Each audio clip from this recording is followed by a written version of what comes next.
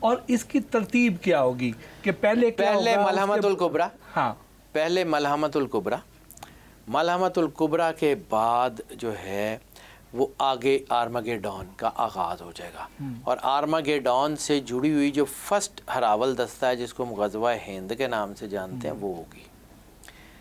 میں تھوڑا سا حدیثوں کی روشنی میں آپ کو بتاتا ہوں۔ سرکار ختمی مرتبت بادشاہ کونین صلی اللہ علیہ وآلہ وسلم نے فرمایا قرب قیامت میں میرے 3 لشکر جنگ کریں گے۔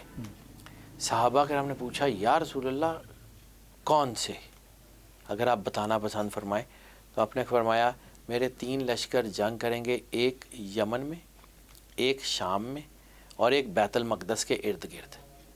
ٹھیک ہے، پھر آپ نے ایک اور حدیث میں ہے کہ آپ جو ہے وہ مسجد نبوی میں اپنے ممبر کے ساتھ یعنی جو ہے وہ ٹیک لگا کے بیٹھے ہوئے تھے، تو آپ نے ٹھنڈی آہ بھری۔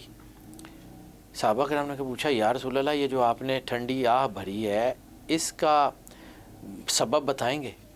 ان کا ہاں، میرا ایک لشکر قیامت تک جنگ کرتا رہے گا، قیامت تک جنگ کرتا رہے گا، اور وہ بہت نقصان بھی اٹھائے گا۔ صحابہ کرام نے کہا یا رسول اللہ وہ کون سا؟ ان کا فرمایا بیت المقدس کے ارد گرد۔ تو یہ جو آج غزہ میں یہ بیت المقدس میں ہو رہا ہے، ادھر ویسٹ بینک کے اوپر ہو رہا ہے، اس کا اشارہ حدیث میں ہے، اور اس کا مطلب یہ ہے کہ فلسطینی مارے جا سکتے ہیں، کاٹے جا سکتے ہیں، بھوکے رکھے جا سکتے ہیں، ٹکڑے ٹکڑے کیے جا سکتے ہیں، ہاریں گے نہیں، ہاریں گے نہیں۔ یہ میں نے حدیث کیوں کوٹ کی؟ اس کا مقصد ہے ہمارے ہاں غزوہ ہند کا جو کانسیپٹ رائج ہے نا، وہ غزوہ ہند کا کانسیپٹ حدیث میں نہیں ہے۔ جو حدیث میں کانسیپٹ ہے غزوہ ہند کا وہ اور ہے، اور اس کے 3 حصے ہیں۔ اس سے پہلے ایک اور حدیث ہے، سرکار ختمی مرتبت صلی اللہ علیہ وآلہ وسلم نے فرمایا خراب السند من الہند و خراب الہند من السین، سندھ کی تباہی ہند کے ہاتھوں اور ہند کی تباہی چین کے ہاتھوں، سین کے ہاتھوں۔ اس حدیث کو صرف رکھیں۔ اب سندھ کا مطلب کیا ہے؟ سندھ کا مطلب یہ لاڑکانہ اور اس کے ارد گرد کے علاقے، وادی سندھ، وادی سندھ، اور سندھ کی تہذیب کے 2 بڑے مرکز، ایک موئنجو دڑو ایک ہڑپا کی ادھر سائی وال کے ساتھ، اور موئنجو دڑو ادھر لاڑکانے کے ساتھ۔ ٹھیک ہے، اس کے علاوہ وادی سندھ جو ہے اس کا صرف یہ بارڈر کے ساتھ تعلق نہیں ہے، ادھر سے راجستھان، جے پور، یہ سارا علاقہ سندھ، ادھر سے کیچ مکران کے کچھ حصوں کا سمیت یعنی پسنی اوڑ ماڑا تک کسی حد تک لوگ مکران گوادر بھی اس میں شامل کرتے ہیں۔ تو یہ سارا علاقہ وہ ہے جہاں جنگ لگنی ہے۔ سندھ کی تہذیب پوری، سندھ خراب سندھ من الہند۔ اب اس وقت تو سندھ جو ہے وہ ایک علیحدہ ملک نہیں تھا، اس وقت تو چلیں راجہ داہر کے دور میں تو وہ سندھ تھا، لیکن اس کے بعد یہ تو پورا ہند میں آ گیا تھا۔ ٹھیک ہے، اور یہ جو ہے یہ ملک تھا۔ سرکار کی حدیث میں سندھ کا اسپیسیفک لفظ ہونا اس کا مطلب ہے کہ یہاں ان علاقوں میں آنے والے وقت میں بڑی خرابی ہوگی۔ ٹھیک ہے، اس کے بعد خراب الہند من السین، من السین۔ اب سین کے بہت سارے مطلب لوگ لیتے ہیں، لیکن مجھے جو سمجھ آتا ہے وہ چین ہی ہے۔ ٹھیک ہے، تو سر یہ جی بی ادھر سے جو ہے وہ لداخ، یہ علاقہ ہے جو آنے والے دور میں میدان جنگ ہے، یہاں غزوہ ہند لڑی جانی۔ اب سمجھیے سب سے پہلا پڑاؤ جس کو ہم جو اپنے کرونالوجی کی بات کی نا، سب سے پہلا پڑاؤ ہے اس کا آرمگیڈون، تو بعد کی بات ہے، اینٹی کرائسٹ۔ اینٹی کرائسٹ آئے گا تو کرائسٹ آئیں گے، پھر امام مہدی علیہ السلام کے پیچھے عیسیٰ علیہ السلام جا کے نماز پڑھیں گے۔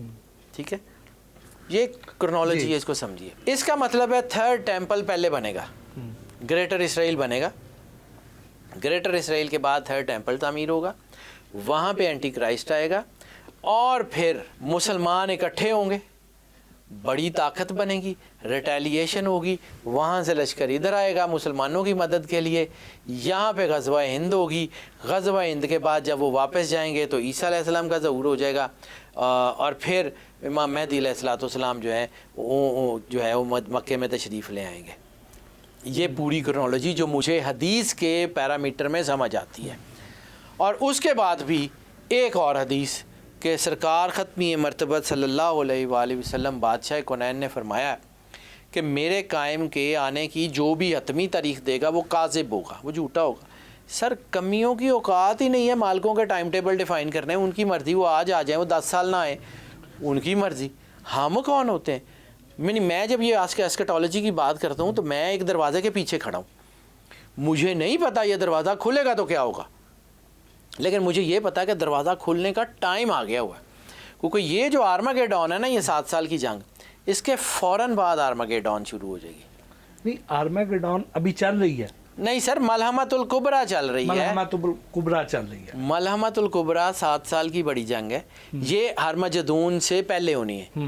حدیث میں سرور انبیاء صلی اللہ علیہ وآلہ وسلم نے صراحت میں بتایا ہوا ہے، اور 50 کے قریب، 50 سے بھی زیادہ حدیثیں ہیں، ٹھیک ہے، اور یہ اتنی ساری حدیثیں جو ہے نا، یہ صرف اور صرف ملحمۃ الکبریٰ کے بارے میں۔